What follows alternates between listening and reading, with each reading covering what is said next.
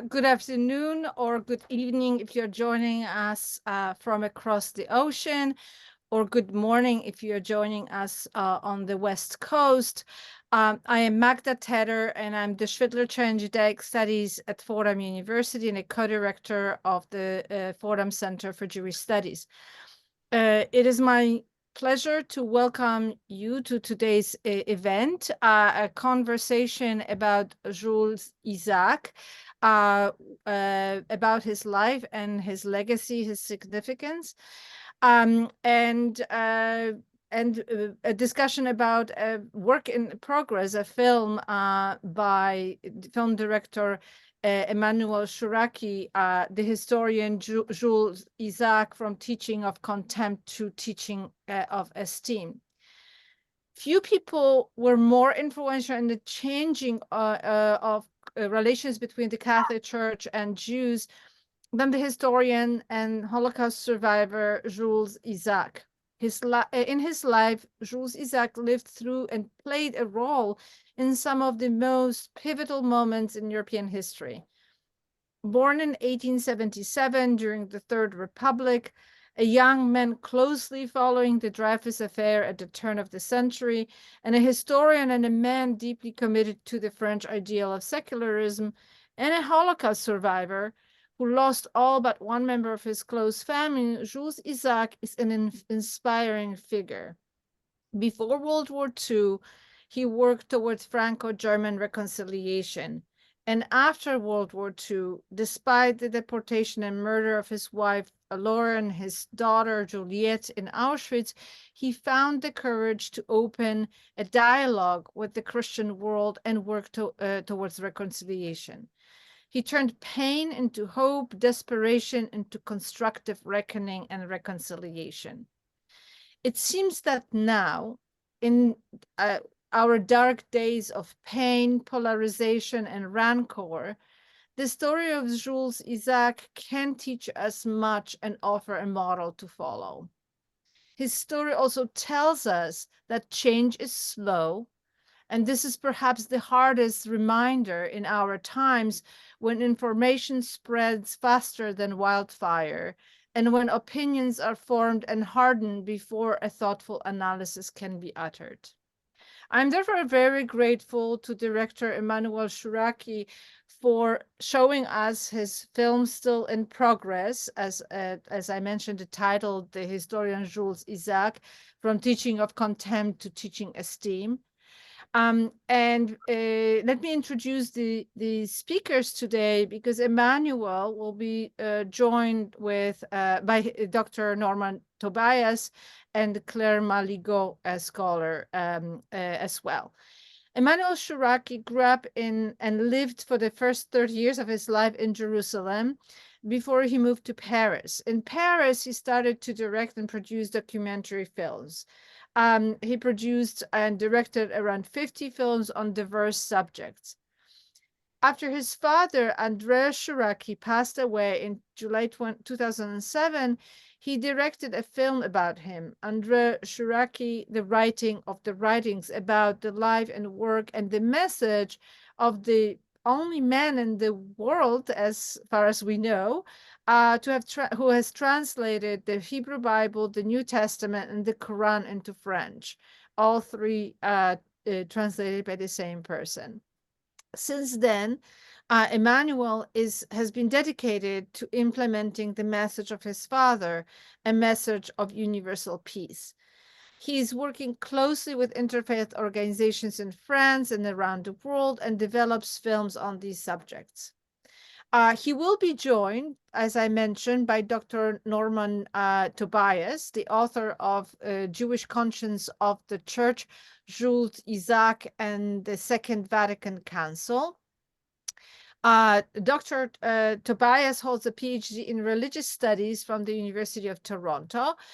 His book, which I just mentioned, was published in 2007 and was quickly translated into French and then into Italian, and which just came out last year. And now there is a Polish edition in the making that will be published by a very important Polish publishing house, Austeria. Dr. Tobias has also another career, and I think it's an inspiration to all of us. He is a Toronto-based tax practitioner specializing in private wealth and intermediary taxation, and is a professor, adjunct emeritus professor of law, Queen's University in Kingston, Ontario. I am also grateful to our third panelist, historian Claire Maligot, who is a scholar of modern history focusing on Jewish Christian relations in the 20th century. And she is finishing her PhD dissertation on non-Jewish, non-Christians in Rome and interfaith relations from World War II to the Vatican II era. Considering theology, activism, and diplomacy. She explores not only the role of Jewish intellectuals and activists, but also of Muslim intellectuals and activists seeking to influence the church, the change within the Catholic Church. Claire was a visiting scholar at Rome's La Sapienza, in Bologna's Collegio Superiore, the Freie Universität in Berlin, and she has published articles in academic journals in French, English, and Italian. Most recently, she has contributed an introduction to the new Italian edition of Jules Isaac, Jesus and Israel, in which is forthcoming, in which she reassesses Isaac's approach and struggle against Christian anti-Semitism and places him in an international network of scholars and activists committed to pressure church as an institution to revise their teachings about Jews in the aftermath of the Shoah. Finally, I have to thank and express my gratitude to Mathieu Langlois, who is a very inspiring graduate student at Fordham and whose interest in Jewish-Christian relations and efforts to combat anti-Semitism come from a deep moral sense of justice. And I'm grateful to him for suggesting the film, the program, and the speakers for today. So I thank all of you for joining us. If you have not had a chance to preview the film, I'm going to resend the link. The film will be available till the end of the week. And without further ado, I want to turn the screen over to our wonderful panel. Here we go. I'll take over from now. And I just want to take the time to thank all our panelists who are here today, and also Professor Tater and the Center for Jewish Studies for supporting this event. So as Professor Tater said, this event is connected to the documentary made by Emmanuel Chouraqui on Jules Isaac. So for those of us who maybe didn't have the time to watch it already, I'm going to ask you, could you tell us who Jules Isaac is, and how did each of you discover his life? And maybe for Emmanuel also, what inspired you to make this documentary? So who do we start with? Whoever Why don't wants we to start with begin. you? Yeah. You are the inspiration. Okay, so first of all, thank you very much to Mathieu that spotted how somehow the film, when it was broadcast on Catholic French TV, and had the good idea to ask Professor Peter, that I thank very much that you accepted it, to do something around this film. So thank you very much, both of you. Now, I connect to Jules Isaac through my father.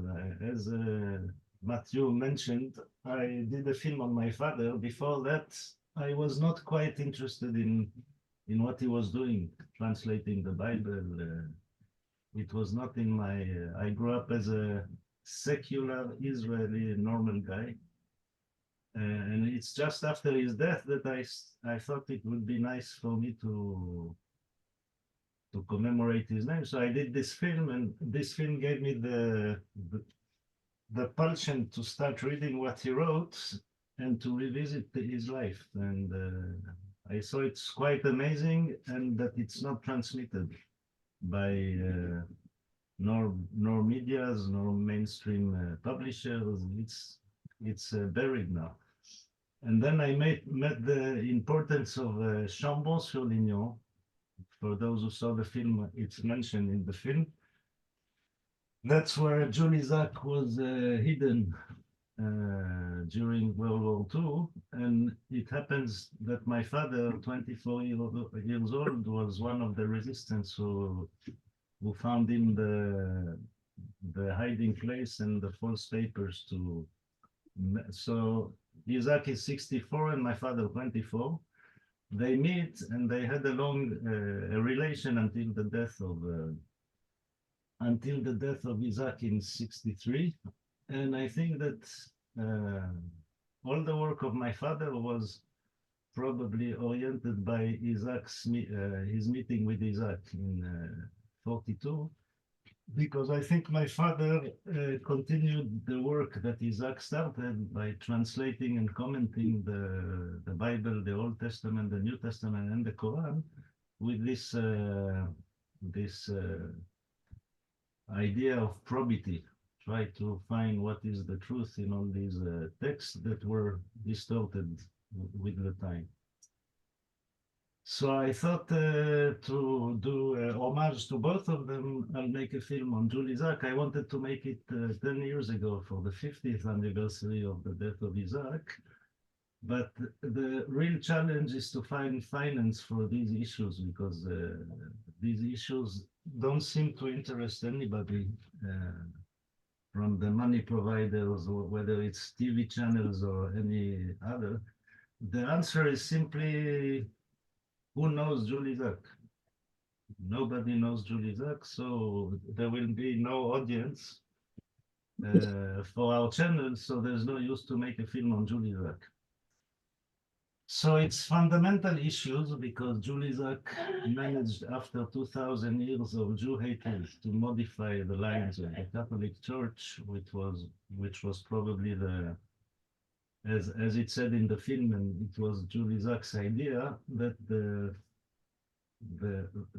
profound root of anti-Semitism is the teaching of the church on the Jews for 2,000 years of claiming we killed Jesus, and were spread around the world because of a divine punishment.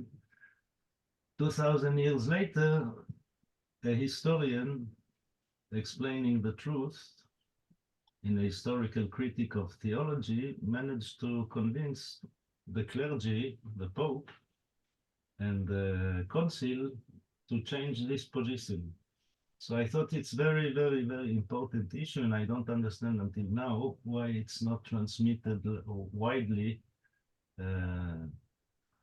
by those who are responsible for education. So that is why I think I answered your question, Matthew. Yeah, exactly. So, and we'll have the time to, deep deeper in the question of, Catholic anti-Semitism and its relationship with the church. But if we can ask Norman or Claire, what was your first encounter with Jules Isaac work? And who he is, right? And who he is, yeah, exactly. Why don't we know him? And why should we know him? Claire? Norman, I will let you do the honors. You're the biographer of Isaac, so please jump in. Okay. Merci. Avec ta permission. I am going to let Isaac, in terms of speak from the grave. He left us a 2-page testament in his very own script and captioned, "Who is Jules Isaac?" It was drawn up in 1960 and sent to Reverend James Parks in connection with Parks's publication in English translation in the UK of a lecture that Isaac had delivered at the Sorbonne on 15 December 1959. And here is Isaac in response to your question, who is Jules Isaac? In his own words, the English translation is mine. Of a Jewish family, and Alsacien-Lorrainer, though born in Rennes, Brittany, 1877, son and grandson of soldiers. Jules Isaac was a professor and historian, cut from a combative cloth. He never ceased to fight for truth, for liberty, and for peace. In his youth, during the Dreyfus Affair, he was the friend and companion in arms of the great writer Péguy. In his adulthood, by his cours d'histoire affect, he taught the majority of French youth, and he continues to do so. Combatant in the Great War, 1914 to 18, wounded at Verdun, decorated with the Croix de Guerre, he made efforts to extract from the harsh realities of the war its broad outlines, historically and politically. He made efforts to prevent a new French-German conflict, proposing a Locarno Pact of a moral nature, 1936, provoking first meetings between French and German historians, and publishing principally two books, 1914, Le Problème des origines de la guerre, Reader, 1933, and Paradoxe sur la science homicide et autres hérésies, Reader, 1935. From 1934, he was an active member of the Comité de Vigilance des Intellectuels Antifascistes. After the disaster of 1940, Vichy legislation stripped him of his high office as Inspecteur Général de l'Éducation nationale. While a refugee in Aix, he wrote under the pseudonym of Junius, Les Oligarques, Essais d'histoire partiale for les éditions de Minuit. He then turned his attention to the fight against anti-Semitism, principally in the religious context, and began to write Jésus et Israël. It was during that time that the drama 1943 took place, a Gestapo raid that he avoided by mere happenstance, the majority of his family members arrested and deported. From that moment forward, that in which he was engaged took on the character of a sacred mission. Continued from safe house to safe house, Jésus et Israël was published in 1948. At the International Jewish Christian Congress of Salisbury, 1947, Jules Isaac contributed to the adoption of a program of rectification of Christian teaching in 10 points. In France, he was a founder and facilitator of the Amitié Judéo-Chrétienne, of which in 1960 he is, together with Jacques Maritain, Président d'honneur.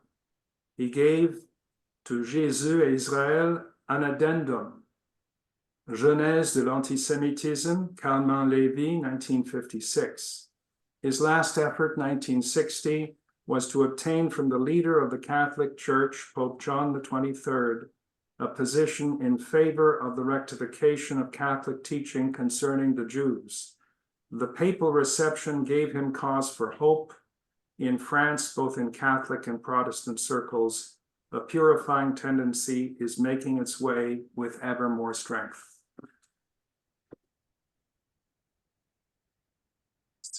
So that's very moving, you know, this own biography of Jules Isaac. But Norman, I'm going back to this question. How did you encounter Jules Isaac so in your life? Okay. This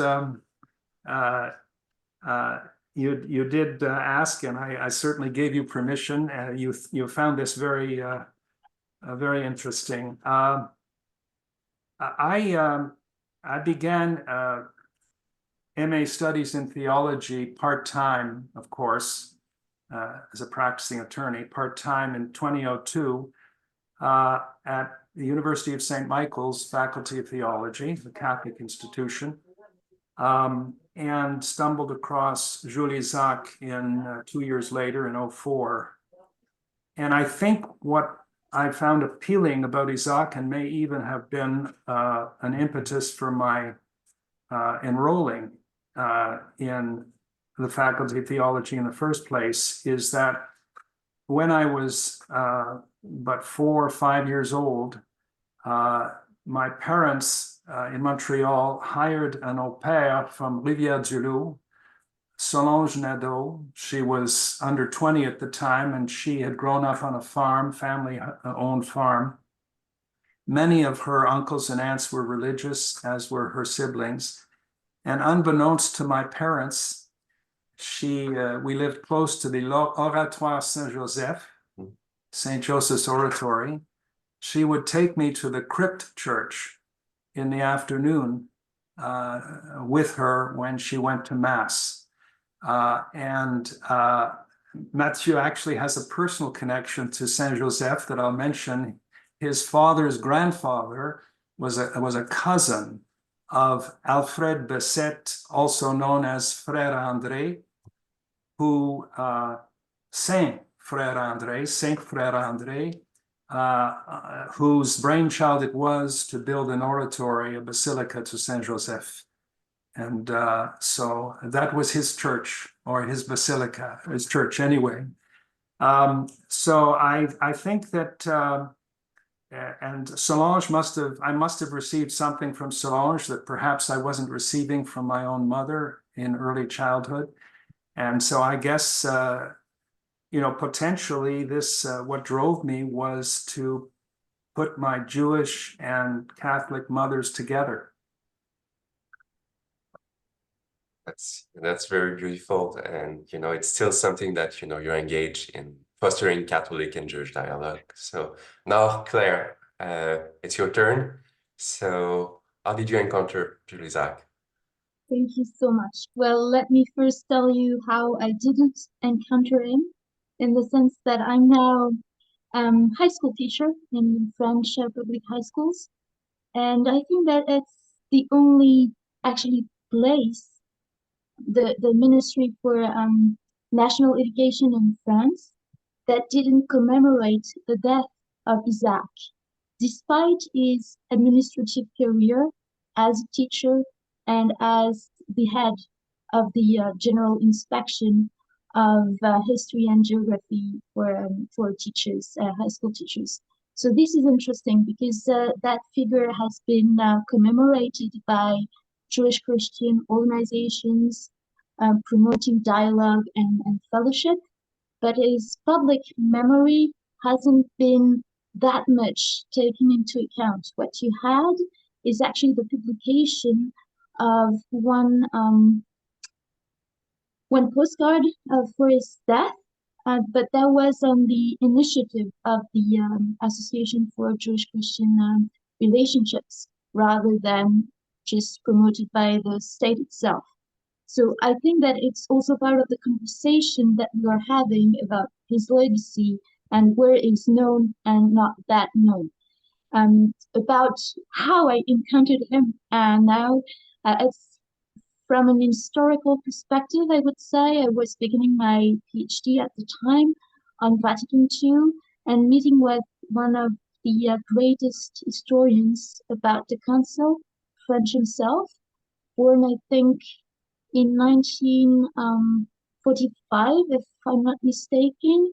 And so he was saying to me, let's see if really the French memory that has been putting forward Isaac as the forerunner of Nostra Aetate is really a story and a narrative that could go global and is not too national in a way. So let's go and try to decenter that kind of narrative. So my purpose was to try to tell the history of that council, of that event, from the point of view of Jewish and Muslim sources. So beginning like that, I had to work on him and to look at his archives. So he has been with me in a sense through his books, through his correspondence for the last decade, and it has been a nice companionship, I should say. So I will jump in, Matthew, if you allow me, and I'll ask you a follow-up question. Why do you think his story is not known beyond the smaller circles of people who are intimately interested or involved in Jewish, especially Jewish Catholic dialogue. His book, for instance, in English, we were just discussing it before, which was published in French in 1948. It was only published in English in 1968, after Vatican II, 3 years after Nostra Aetate. Why do you think even we haven't, his story is not known, and it seems like it's quite an interesting and important story of a person who's gone through so much and devoted himself to reconciliation, whether French-German after World War I or Jewish Catholic, Jewish Christian after World War II? I can give my feeling about it. Mhm. Because it's not only Jules Isaac, it's people like my father and a lot of people who brought beautiful initiative that could change the world for a better place were just banned from the doxa of the mainstream. And one of the ideas that I have in mind is that history is written by the rulers, by the kings, and their only objective is to separate in order to rule better. So today the world is probably there's 5 publishing houses that control the world's publishing. All of them are looking for the Holy Grail in terms of profit, and simply I don't know, they are not interested in this kind of issues, because nobody wants to help bring peace in this world. So all the people who manage to change the world in this sense are banned. I think you are onto something, given the social media atmosphere we have that the rancor and hatred is what drives attention, and not people who actually want peace. But I will let's turn it to Claire and Norman. What do you think from your work, why he hasn't been that well known? Well, his stories. Qu'est-ce que tu penses, Claire? So I would say first that if you look at Isaac at his into his lifetime, the issue may be that he was actually kind of minority report. Let me explain that. He was going against the main the theological mainstream, and I think that it's also part of how difficult his reception was, including in France.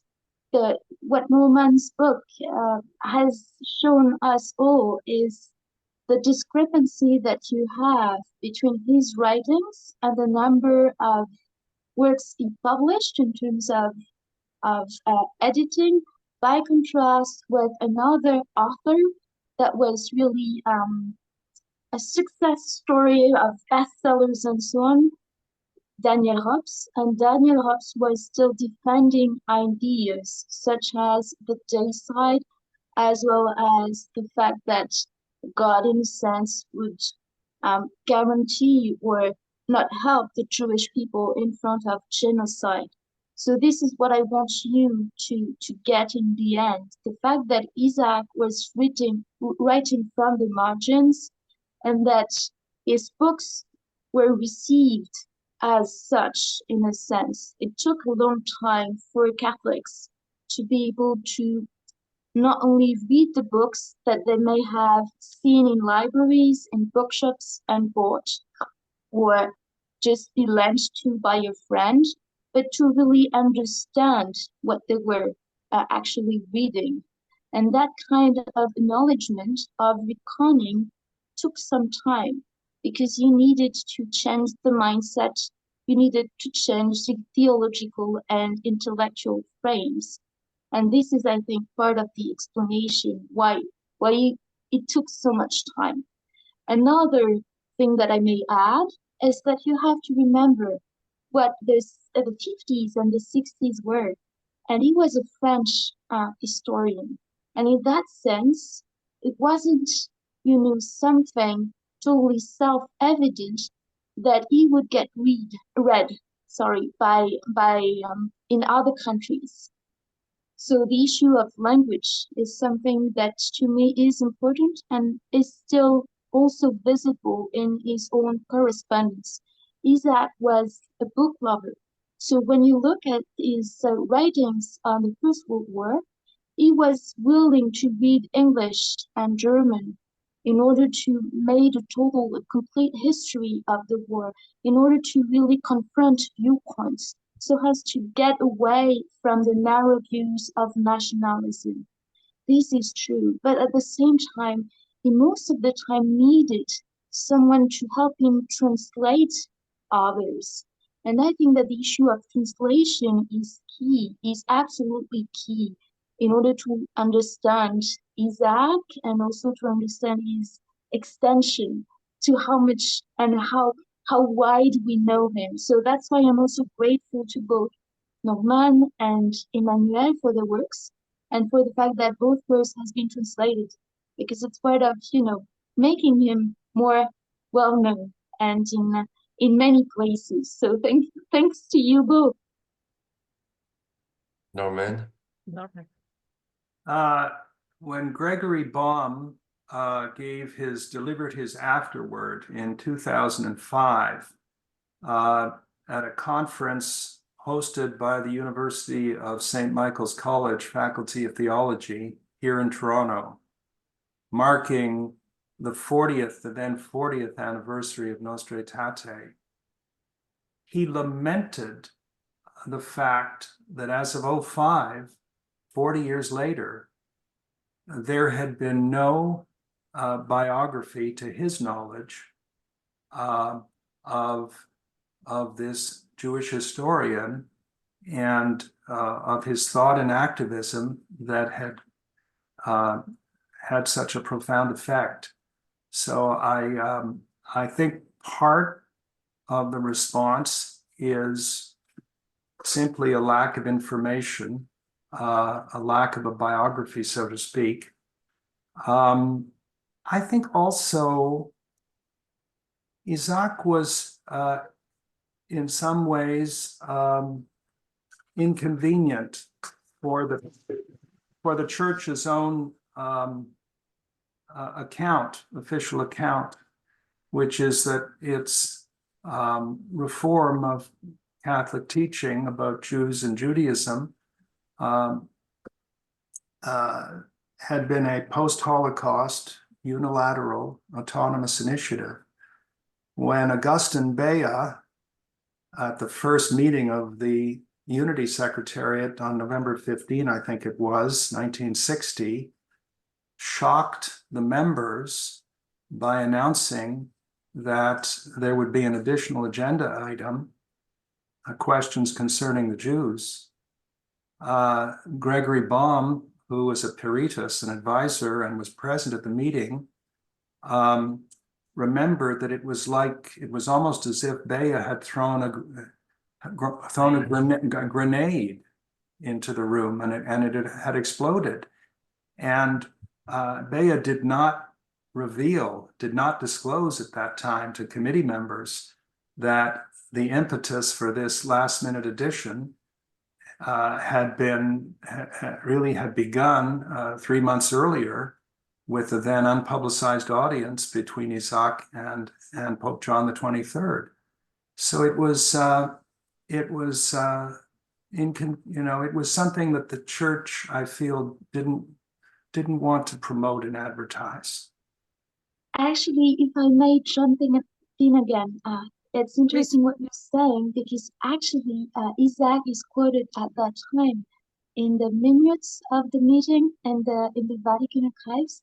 You have his name as well as just the quotation other Jewish organizations, and it's partly against the claims that were made by the memorandum received at the time, as well as the visits that they had just received in early November, that actually the text was drafted. So I would say that the narrative is, historically speaking, now a bit more complicated, but it doesn't change the fact that the audience with the Pope was the major beginning point, if not the only one. You have several memorandums that were sent to Rome in the summer, but for sure, June 1960 was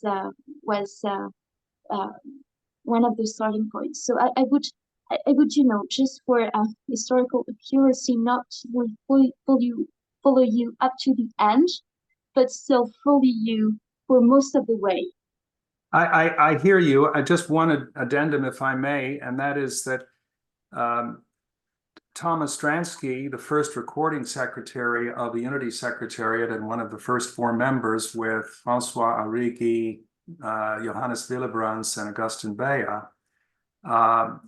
Stransky remembered and also reaffirmed in conversation with me that what Bea did was he took the summer of 1960 after his meeting with Isaac to ponder about whether he would take this on.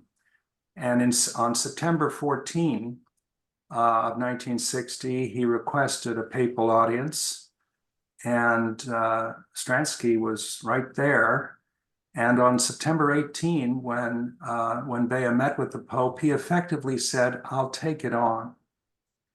And it was a direct line, a straight line can be drawn between that "I'll take it on September 18 and the unpublicized at the time audience 1 week after the Pope had closed the agenda between Isaac and John the 23rd. I think that a lot of, there were a lot of conversations before, and a lot of that is unrecorded unless people had memories. And that story is deeper than 1960, right?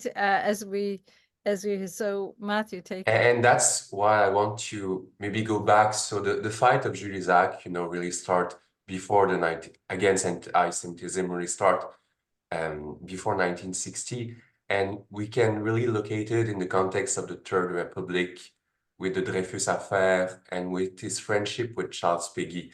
And I think looking at Charles Péguy is important because Charles Péguy was also connected with Jacques Maritain. So you said, Norman, that, Jules Isaac and Jacques Maritain were the two co-presidents of the Amitié Judéo-Chrétienne. So can we talk a little bit about the Dreyfus affair? What was it? And Charles Péguy, who is he? And in what way did he influence, Jules Isaac? This is for Norman. For me? Norman or Claire? Yeah. Or Claire, please. Okay, so quite quickly, actually, the Dreyfus affair is a turning point in French Jewish history, as well as the history of the Third Republic, because it's a moment of outburst of anti-Semitism in France, but it's also a moment in which republicanism is seen as in danger. What is interesting is that during the Dreyfus affair, you have Péguy and Isaac working together, but then their friendship is a bit tarnished by Péguy's own anti-Semitism. I'm here referring to the first decade of the 20th century. So I would say that moment is for Isaac a key moment for 2 reasons. The first one is attachment, is defense of the Republic and republicanism, and also is attachment to a critical form of socialism, which is a running line that you will have up, I would say, up to the beginning of World War II, in the sense that it's through that kind of critical socialism that you will then see him being part of the anti-fascist movement of the early 30s. So this is, to me, in terms of biography, the 2 key points that you should have. And also, even if it's not something that Isaac has been writing on. That kind of friendship that has to face within itself anti-Semitism is to me important. The fact that Isaac remained loyal to Peggy all through his life and dedicated his works to him, or also is known today as a biographer of Peggy, as a key figure in terms of the Peggies. That's something important. But at the same time, he had to confront the anti-Semitism of his own friend.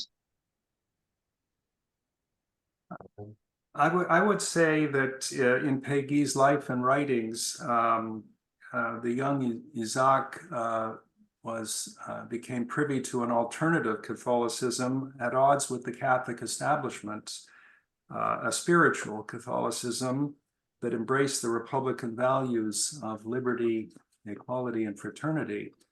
But while Isaac remained loyal, so to speak, to Peggy throughout his life, he did part company with Peggy in at least one respect. And I'm now going to quote from my book. As Peggy recovered his own faith, he would come to see the Dreyfus mystique as a particular example of the Christian mystique. In Peggy's own words, the translation is mine, our Dreyfusism was a religion. I am using the term in its most precise, literal sense, a religious impulsion. I might add that for us, among us, within us, this religious impulse was in its essence Christian. Its source was Christian, from a most ancient wellspring. End of quote.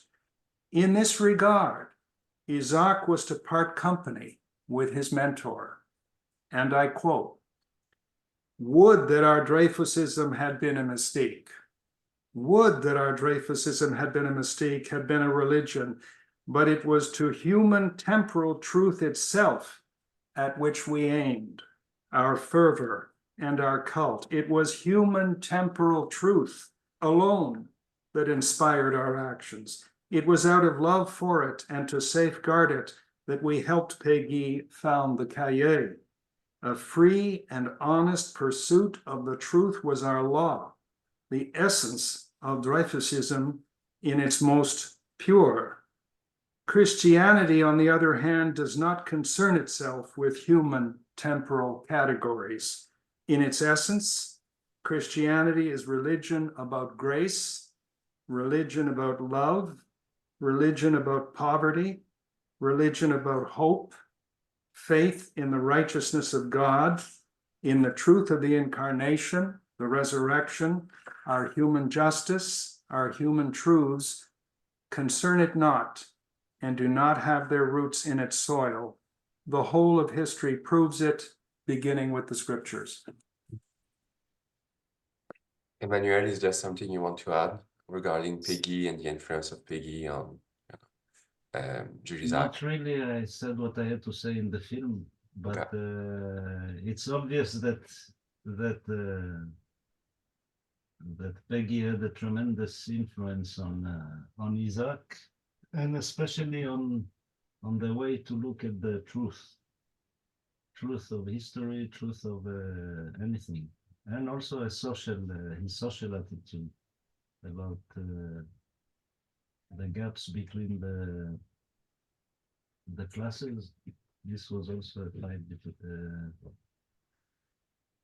And I recall a beautiful phrase of that I love very much of Charles Peggy, who said, "Worse than pervert souls, you have des âmes habituées, used souls, habituées. How do you say it? Yeah, it's a good one. Pire que les âmes perverses, il y a les âmes habituées." Unaffected Habits, yeah. I think Jules Isaac might have been one of the two epigraphs to Jules Isaac's last work, Teaching of Contempt. It seems Yeah. like there was this their friendship also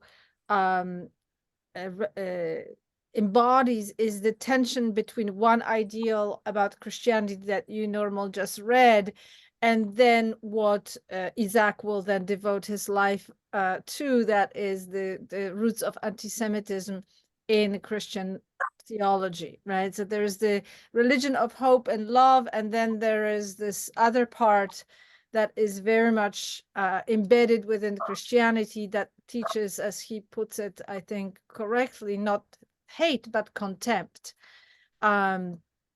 in this way. So it's, Although But it sounds- he did, I mean, although he, in the first foreword in 1943 to his Jésus et Israël, he refers to the taproot as d'essence religieuse. I think that language was chosen deliberately because for Isaac,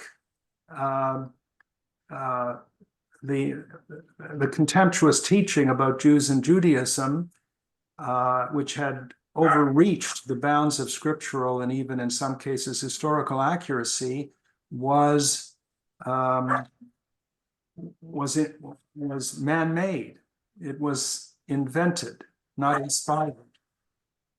Also, Isaac's indictment about a certain way of reading the Gospels within Christianity also was focused on the reader side, not the Gospel side. And he described this manner of reading, this certain way of reading the Gospels. He described it as in the following terms. He described it as a work of reducing to a soft mass, of deforming, of a tendentious selection of scriptural passages, trends in Christian literature, without any context, exegetical, historical, or otherwise, not taking into account that the oral traditions had been reduced to writing in the final third of the first century, in the course of which there was a bitter divorce happening, which between what had begun as a Jewish sectarian movement and its parent religion. And this, I think, might have also struck a chord with Pope John. Why do I say that? Because in the aftermath of that papal audience, the Pope had a long conversation with his then personal secretary, Laure Capdevila, who ultimately rose to become a bishop and then a cardinal. And in his documented testimony, Laure Capdevila added in 1965 in his own, in pencil, the following words, to proclaim once and for all, Christians do not have the right to interpret in the key of condemnation, his blood be upon us. Mhm. So, I'm inferring from that Isaac's indictment of that certain way of reading the Gospels that had become so commonplace within Christianity had struck a chord with the Pope and also struck a chord with his personal secretary. Yeah, let's go back to, so after the Dreyfus affair, there's the First World War, which had a big impact on, shaping Jules Isaac, intellectual thinking and work. And so in the interwar period, Jules Isaac is really engaged in working with French and German reconciliation and working closely with German historians. So this idea of reconciliation that we'll see later, you know, in his work is still there, but working in the French-German historical war. So what could you say about that? You know, what's motivate his desire to work for reconciliation through history? And it seems like outside, right, this sort of, I think Norman mentioned the moral pact, looking for a moral pact outside of sort of political spheres. Claire, you want to? I would say that what is the issue here is pacifism. It's the pacifism inherited from World War I by someone that was a soldier on the front. So, and again, that notion of pacifism is entailed and encompassed by many associations of teachers that remained pacifists by contrast with Isaac during the Munich Accords of 1938.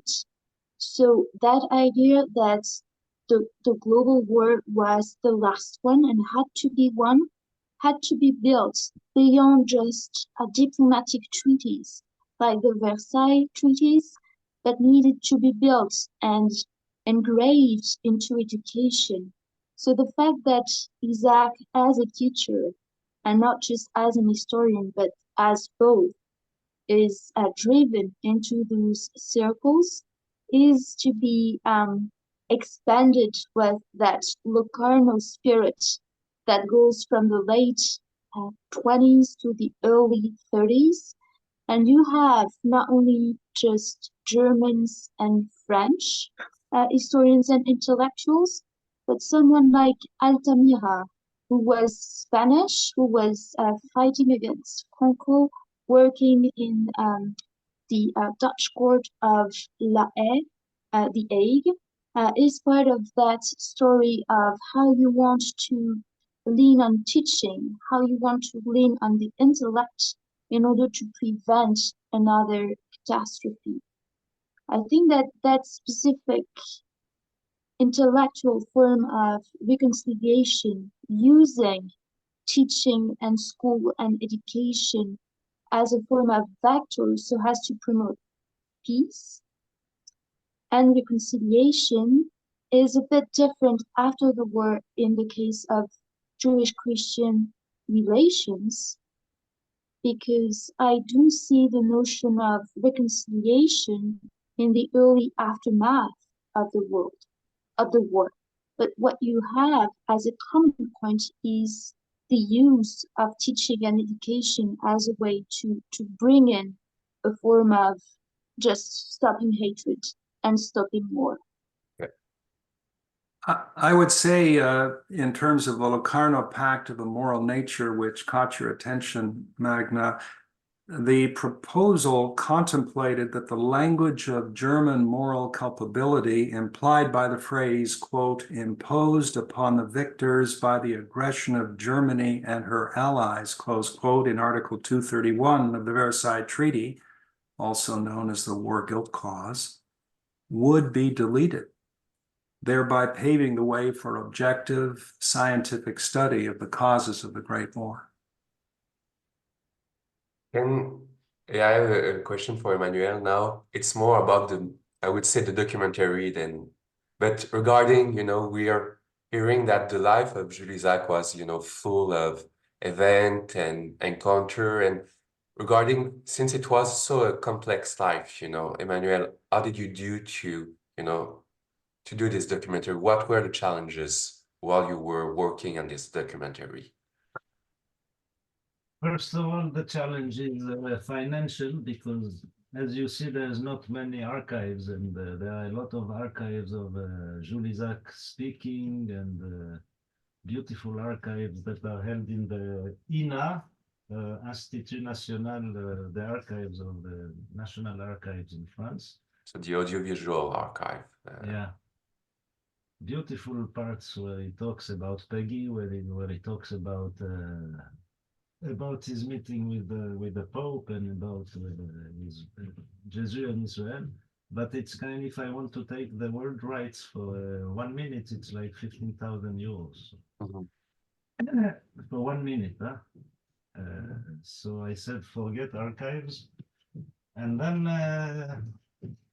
the story is with the interview that I do.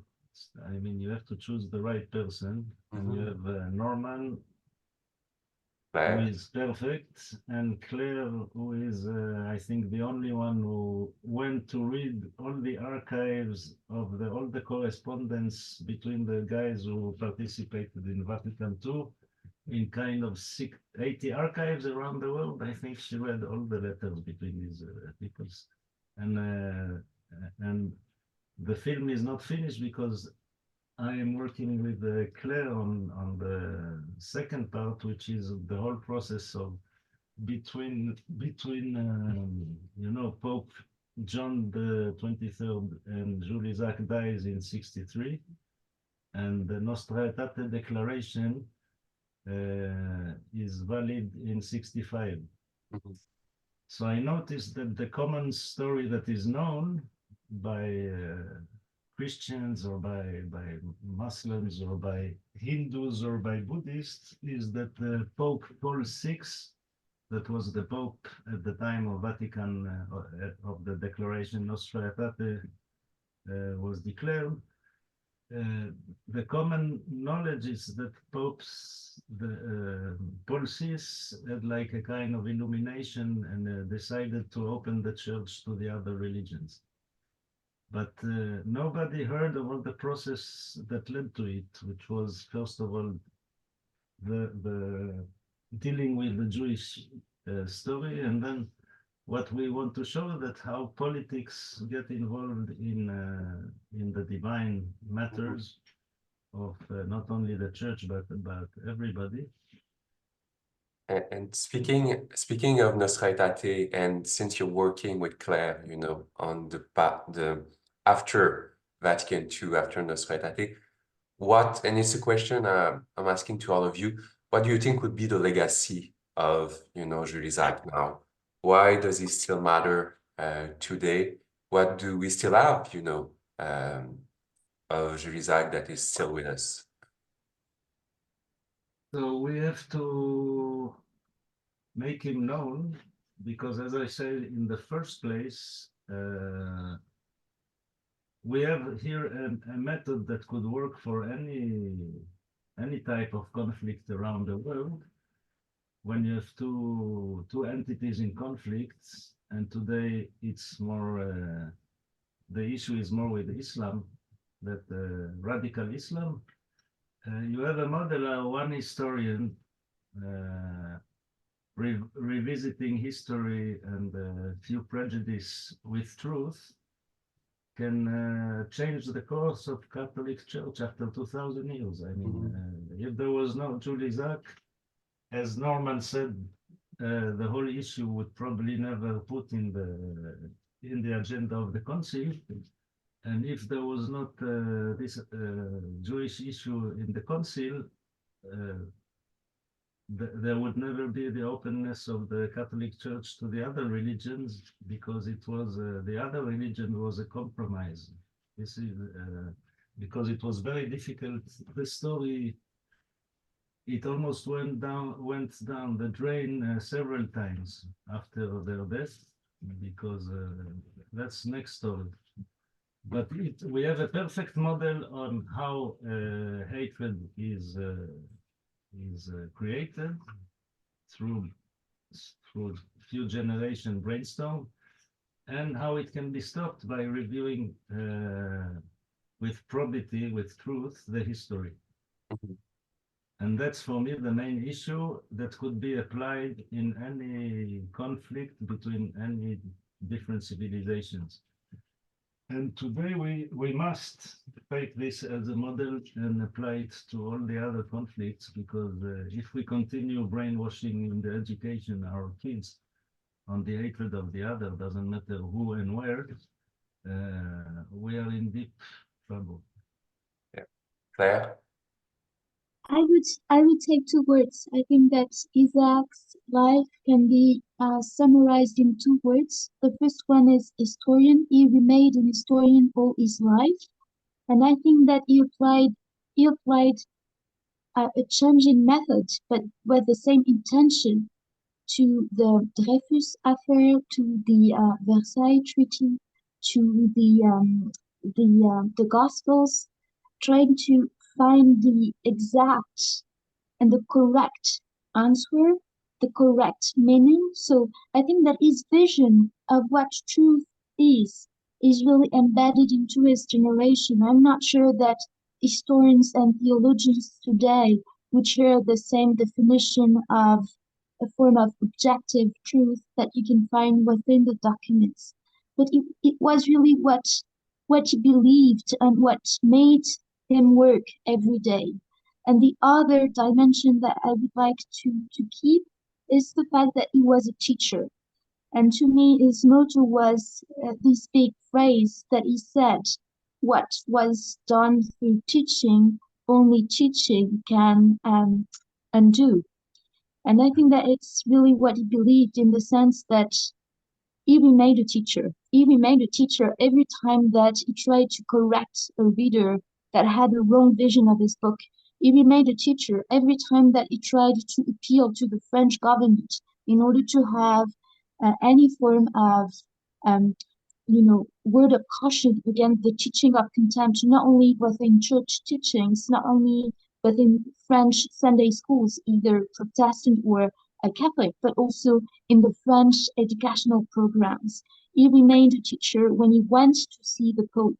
So that notion of being a teacher to me is key.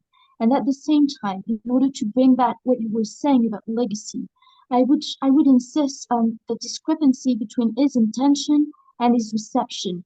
His reception took more time. However, if you look at the early 70s, Isaac and Sparks, were both the expression teaching of contempt that they both worked on, were taken back into the first Holocaust education programs developed in Catholic Church. And among the people that brought these ideas, you could find Rose Terring, so the American Dominican sister, and also so many people that, for instance, were at the Seven-Hall Institute. So Isaac in the 70s became part of the first Holocaust education programs, and I think it's part of his legacy too. Oh, thank you, Norman. I was puzzled somewhat. I was curious, more curious, I suppose, than puzzled. What was it about Isaac that so shattered, that got the attention of Catholics, Christians in general? And I put the question to Gregory Baum, who was a young Augustinian priest, was one of those who drafted the consular statement, and who wrote the preface to the English edition of my work. And he replied in personal correspondence that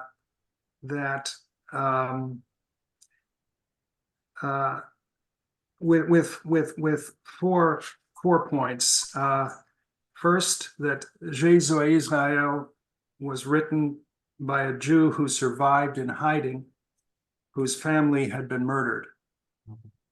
Secondly, it was not written as a scholarly work, but as a manifesto addressing Christians and their churches.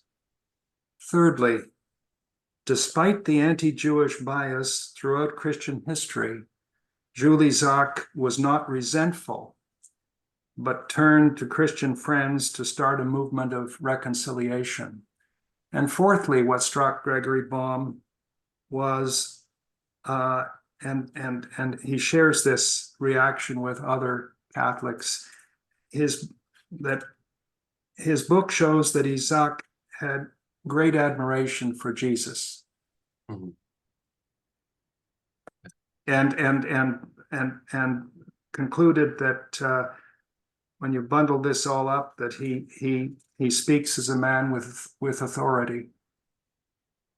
So it's time for us to turn to the questions of the audience. Claire, you were talking about him as a historian and as a teacher, and I also thought about him also as an administrator, as a teacher administrator, how he kind of knew how to work with authorities and had important. But there is a question from one of the members of the audience asking about his personal religious spiritual life, and that sort of touches also to Norman's point about his respect for religion, his respect for, despite not having resentment. So what can any of you, it's not a director, but any one of you who tell us about his personal spiritual life? With the permission of my fellow panelists, I can hazard a guess.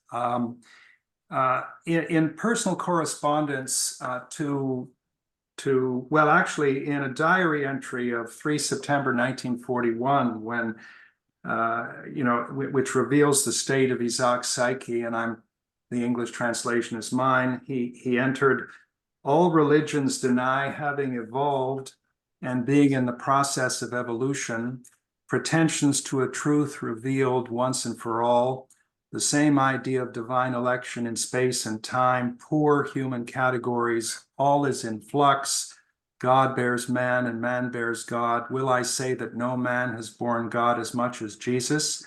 I would say it if I were Jewish. If I were Jewish, I would be Christian. But my most secret attachment is for paganism." And in working through the archives, the most revealing indicia of Isaac's personal spirituality is not in the form of words. Well, it is indirectly, but in the form of the fact that he circled it in red. And that is words uttered by Albert Camus in the course of an interview published in the 21 December 1957 issue of Le Figaro. And these words that I'm about to recite of Camus were circled in red by Isaac. "I have nothing but respect and veneration before the person of Christ and before his history. I do not believe in his resurrection. My preoccupations are Christian, but my nature is pagan. I feel at ease among the Greeks and those of Plato, the pre-Socratics, Heraclitus, Empedocles, Parmenides. My faith is in the values of antiquity, notwithstanding that these have been badly perceived since Hegel." Thank you. So another question is about efforts to incorporate in educational programs, teachings about, about the Holocaust and the history of anti-Semitism. Has it been, do you know if any of that has been incorporated, how it has been incorporated? Claire, you're a teacher. France has a centralized model of teaching. Has any of that, and if so, how, been incorporated in schools? And maybe Emmanuel, you can talk a little bit about this sort of broader media or television or programs or any other way how these either history of anti-Semitism or the Holocaust are presented and incorporated in any kind of programs. So we let the teachers out. Well, I think that Isaac would be so angry with us and so upset, really so upset, because so we have something called civic education, and in like the upper classes of high school, so the last years of high school, it's supposed to be centered on the French model, so freedom, equality, and then brotherhood. But so I think that Peggy and And Isaac would have been at home in the Brotherhood section of the program. But a couple of years ago, the program has changed, and so we have gotten rid of Brotherhood, and it's now social connections and the disruption of social connections, but no Brotherhood anymore. So this is part of, I think, the trouble we are facing today. In terms of going back to the archives, what you have actually is in the archives plans, teaching plans, and educational programs that are set up often just around subjective basis. So it's because you have in one university someone that is interested in the theme, or just a group of people, that Holocaust education began, and mostly in the US before traveling back to Europe. But the US were here the leading protagonists. So it really took time. For the French way of doing it, we had our own issues in order to overcome the official narrative of all French having been resistant and supporters of de Gaulle. So you have to wait until the early 90s in order to have that narrative change. And it's about the same thing in Italy with the notion of Italia brava gente, the idea that all the Italian people were actually not that fascists and actually not really anti-Semites. That was only Mussolini and the powers and so on. So I think that, this is part of our story. The issue of the memory of the war has begun before the Holocaust question. And today, the issue is how you want to deal with that. It's in our history programs, but how you are going to make that a civic value. And here the issue is, for France, we have the first Jewish community in Europe, as well as the first Muslim community in Europe. So you have to construct a narrative that is able to include everyone in the way you want to teach brotherhood, even if brotherhood is not in the program anymore. What I can add is that from my experience, I'm not a scholar, and except historians and people who really deal with it and people who are really into inter-religious dialogue. For the last 10 years, I was asking about people if they heard of Jules Isaac or André Chouraqui, nobody.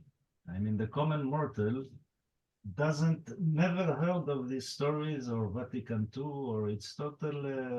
I have the feeling that I am revealing something that is totally forgotten or lost from history. Now, the problem with interreligious venues, as Claire, I agree with Claire, you don't want to polemize with the others. So you talk about conventional things. All the issues that are problematic for the ones or for the others are kept aside. So it's turning around in circle, and nothing moves. I mean, I grew up in dialogue since I was a baby, and today I hear the same questions in conferences that I heard like 50 years ago. So it seems like something is stuck in the circles of the interreligious dialogue.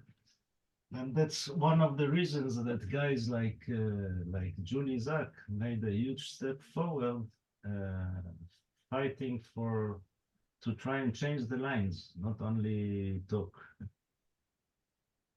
And maybe something to add to what I was just saying, and in response to what Emmanuel was saying, for American public audience, you have to remember that we have that strong separation between states and churches and religion in Secular, France. yeah. So this make it impossible, or quite impossible, to do interfaith relations within the classroom in public high schools. This is not something I would be allowed to do, because it's against the strict separation between state and religion. Absolutely. we are stuck. I have the feeling that we are stuck between, at least in France and in general in secular countries, between the secular sphere that understand nothing in religion or in spirituality, and that is becoming a fanatic religion that don't want even to mention spirituality or religion. And I think that we should teach it at least as a historical fact, not as theology or catechism or all this. And the other sphere is a religious sphere, who is ethnocentric, religiocentric, like Christians deal with Christians, Jews with Jews. So we have a really void between these. And it's really hard to really move things forward in these issues. And I think it's essential because it can bring a lot of answer to a lot of problems that humanity faces today. Thank you. And I think that's a good way to end. And I think also, Manu, what you said earlier, that Jules Isaac, but I also think more broadly, the Jewish Catholic rapprochement, the history of that, provides a very good model for many conflicts, that after millennia of conflict, of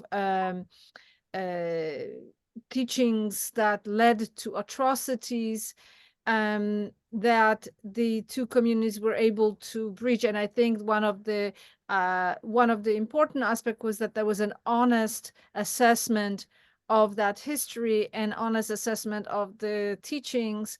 And now I think what you call being stuck is that we're unable to face up to these very difficult questions, because it's much easier to talk about things that are in common rather than things that divide us. And when we talk about things that divide us, we begin to fight. So I think, yes, you are right that that story of Jules Isaac, his patience, his method as a teacher, as a scholar, as a historian, yes, shout out to historians, is important to tell us, precisely because we're in a moment where we're stuck in a very, very bad moment. So I want to thank all of you for your time, for sharing your knowledge, and for sharing your insights. And I hope we'll find you, Emmanuel, some money so we can get those clips, because they would be amazing in the film. I hope so too. Thank you very much for inviting us. Yes. And if you want, we can do the same with the film on my father that I did 10 years ago. It's also the same subject. Okay. Thank you so much. Thank you, Matthew, for arranging this. Thank you, Norman. Thank you, Claire. Thank you, Emmanuel. And thank you, all of you, for joining us. Thank you, to be continued. Thank you very much.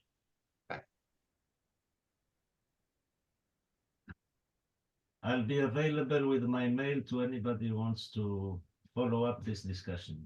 With pleasure. Okay.